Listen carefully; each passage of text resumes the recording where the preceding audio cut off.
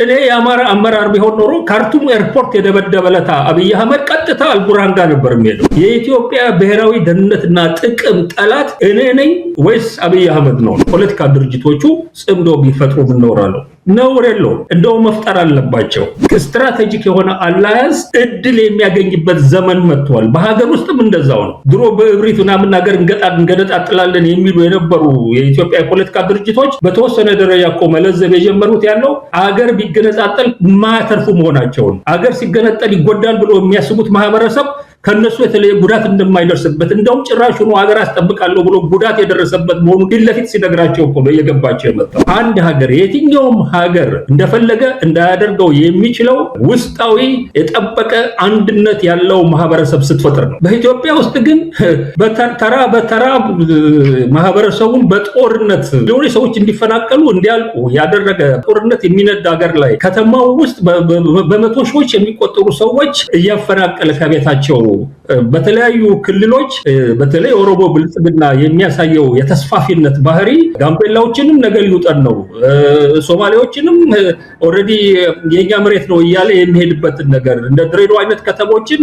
የኦሮሞ ከተሞች ናቸው እያለ የሚያደርገው ነገር ጉራጌዎችን ኤክስፓንድ እያደረገ መሬታቸውን ሲዳማዎች እንኳን ድሮ ከኦሮሞ ብልጽግና ጋር ከፍተኛ ጥብቅ የሆነ ግንኙነት ያላቸውን ሰዎች ሳይቀር ሲዳማ መሬት ፋንክሽኒስት አቲቲዩድ ሊውጠው ይችላል የሚል ስጋት ውስጥ እንዲገባ ያደረገ አገር ውስጥ ያለው ማህበረሰብ አንድነት አይደለም ያለው፣ ከአንድነት ውጭ ወጥቶ ብትንትኑ ወጥቶ መንግስትና ህዝብ ጀርባ ለጀርባ እንዲሆኑ እንደገና ማህበረሰቡ እርስ በርሱ እንዲባላና አንድነቱ እንዲናጋ የሚያካሄደውን ፕሮፓጋንዳ ስትመለከት የኢትዮጵያ ብሔራዊ ደህንነትና ጥቅም ጠላት እኔ ነኝ ወይስ አብይ አህመድ ነው? እኔ ለማድረግ የሞከርኩት ሰላም በሆነ ሁኔታ የተጀመረ እንቅስቃሴ መደገፍ ነው። ቅድም ወደ አልከው ልምጣለህ። የፖለቲካ ድርጅቶቹ ጽምዶ ቢፈጥሩ ምንኖራለው ነውር የለውም። እንደው መፍጠር አለባቸው። ሁሉም አንደኛ በአንድነት እስካልታገሉ ድረስ በተናጠል የሚያደርጉት ትግል ለአብይ አህመድ እድሜ መራዘሚያ እየሆነ ቆመንልታል የሚሉትን ማህበረሰብ ስቃይ የሚያራዝም ነው የሚሆን አንደኛ። ስለዚህ የህዝባቸውን ስቃይ ለማሳጠር አብይ አህመድ በጋራ ቢገጥሙት የተሻለ ነው። ሁለተኛ በኢትዮጵያ ውስጥ አብይ አህመድ መውደቁ አይቀርም። እንኳን እነሱ ተባብረው አይደለም አንደኛውም ጠንከር ያለው ቡድን ቢገፋው ይወድቃል ያለው ኢኮኖሚም እንዲወርቅ የሚያደርገው ነው። እንደምታየው በዙሪያው ካሉት ሀገራት ጋር ተናቅሷል። በዲፕሎማሲ መልኩም የሚመጣበት እና እነዚህ ሀገራት የሚያደርጉት እንቅስቃሴም ሊጥለው ይችላል ያለው ምንም አይነት ሊቆይ የሚችልበት እድል የሌለው ነገር በሚወድቅበት ሰዓት ላይ ግን አስቀድሞ የተፈጠረ ጥምረት ካለ ቅድም አንተ እንዳነሳው ያ ጥምረት ታክቲካል ከሆነ ነገር በላይ ተሻግሮ ከአብይ በኋላ ምን አይነት ሁኔታ ነው መፍጠር ያለብን? ለሁላችንም የሚመች ሀገር ምንድነው? እንዴት አድርገን ነው የምናመጣው? ከዚህ በፊት ስንሄድበት የነበረውን ግዴለም ጠላቱን እናስወግድና ከዛ በኋላ ደግሞ እርስ በርሳችን እንዋጋለን ማጥፋት እንችላለን የሚል ስሌት ውስጥ ያለ አካሄድ እስከዛሬ ሄደንበት የትም አላደረሰንም። ከዛ በተጨማሪም የውጭ ኃይሎች እኛን እየተጠቀሙ የራሳቸውን ጥቅም ሲያሟሉ የነበረበት ሁኔታም ለሁላችንም አልጠቀመም።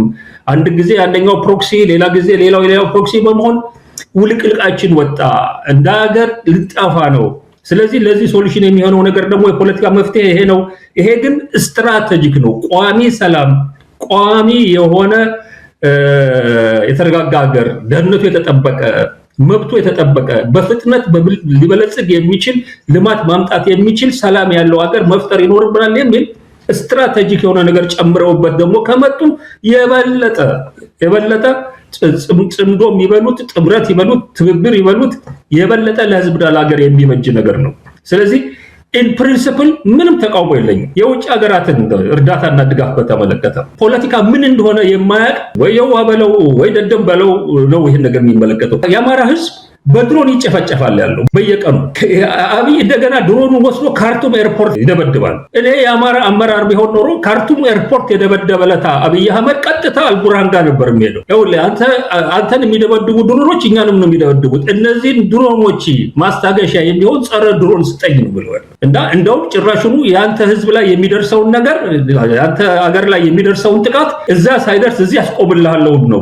እንዲህ አይነት አላያንስ ነው መሰረተው ያለው። ረጃጅም ርቀት የሚመቱ መሳሪያዎች ስጠኝ ነው ብለዋል። ደግሞ ራሴ ማን እንደሆንክ እነግርሃለሁ። አማራ ነኝ እኔ። በክፉ ቀን ከደረስክልኝ የዘላለም ወዳጅ ነው ማደርግህ።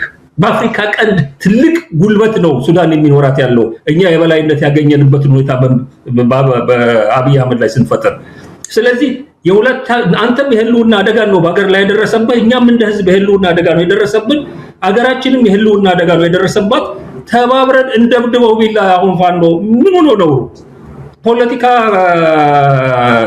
ምንድነው ስሙ የልጆች እግር ኳስ ጨዋታ እኮ አይደለም ያለው።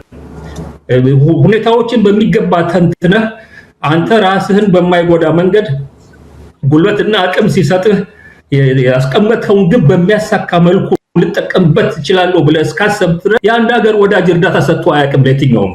አንዳንድ ጊዜ እኮ አሁን ግን ስትራቴጂክ የሆነ ችግር ውስጥ ስለገባ ድሮ የነበረው አይነት አይደለም ድጋፉ የሚሆነው ያለው። የአፍሪካ ቀንድ ህዝቦች እኮ እያዩት ነው ያለው። አንድ ጊዜ የሶቪየት ፕሮክሲ በመሆን፣ አንዴ የአሜሪካ ፕሮክሲ በመሆን፣ አንዴ የግብጽ ፕሮክሲ በመሆን የአፍሪካ ቀንድ አገሮች ያተረፉት ነገር የለም።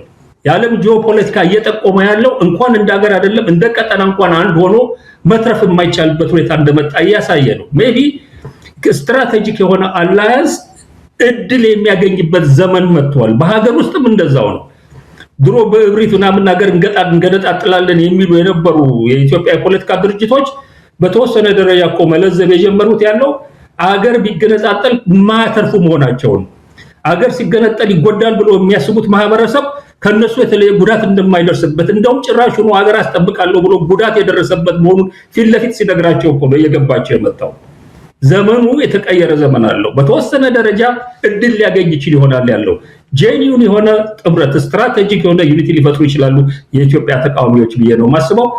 በዙሪያ ያሉትም ሀገሮች ጂኦፖለቲካው የሚያሳየው አፍሪካ ትልቅ የሆነ ራሱን ማስከበር የሚችል ወታደራዊ ጉልበት ያለው የጋራ መከላከያ ወይም ደህንነት የሚያቆም ሰፊ የሆነ ኢኮኖሚ እንቅስቃሴ የሚኖርበትን ቀጠና በመፍጠር እነዚህን አይነት ነገሮች በመስራት መምላት መበልጸግ የሚችልበት እድል ካልፈጠረ በስተቀር እያንዳንዱ ጠባብ ሀገር በተለያየ መንገድ ከተለያዩ ጉልበተኛና ገንዘብ ካላቸው ሀገሮች ጋር እየተሻረከች አንደኛውን በማጥቃት እና አንደኛውን ሻጥር በመስራት የትም መድረስ እንደማይቻል ታሪካችን አሳይቶታል፣ አረጋግጧል። ሀገር ውስጥም እንደዛ ነው ያለው። ስለዚህ ቢጣመሩ፣ ቢገናኙ፣ ቢወያዩ እንደውም የዚህን የሚወያዩበትን አጀንዳ ሌቨሉን ላቅ አድርገው ሰፋ አድርገው እርስ በርሳቸው መነጋገር ቢጀምሩ እኔ ሰው ልጆች ናቸው ሊግባቡ ሊረዳዱ ይችላሉ ብዬ ነው ማሰው። በሌላ በኩል ግን የሚነሳው ጉዳይ ከአማራ ጋር የተያዘው ከዚህ በኋላ አማራ የማንም ማሽከር ሆኖ ማንም ሊነዳው በማይችልበት ደረጃ ተደራጅቷል። ከማንም ድጋፍ ቢያገኝ ዛሬ ያሉት ልጆቹ የባዕዴን አይነት ገረዶች አይደሉም ያለው። የሚያገኘውን ድጋፍ በሚገባ ተጠቅሞ የአማራን ህዝብ ደህንነት አልፎ ተርፎም የኢትዮጵያን መሰረታዊ ጥቅሞች በማይጻረር መልኩ ስራ ላይ ሊያውል የሚችል አቅምና ጉልበት ይዞ መጥቷል። ስለዚህ በዚህ ትግል ውስጥ አሸናፊ ሆኖ ለመውጣት ከማንም ጋር ቢጣመር ከየትም እርዳታ ቢያገኝ ለደቂቃ ሐሳብ አይገባኝም። ይሄንን ነው የምለው።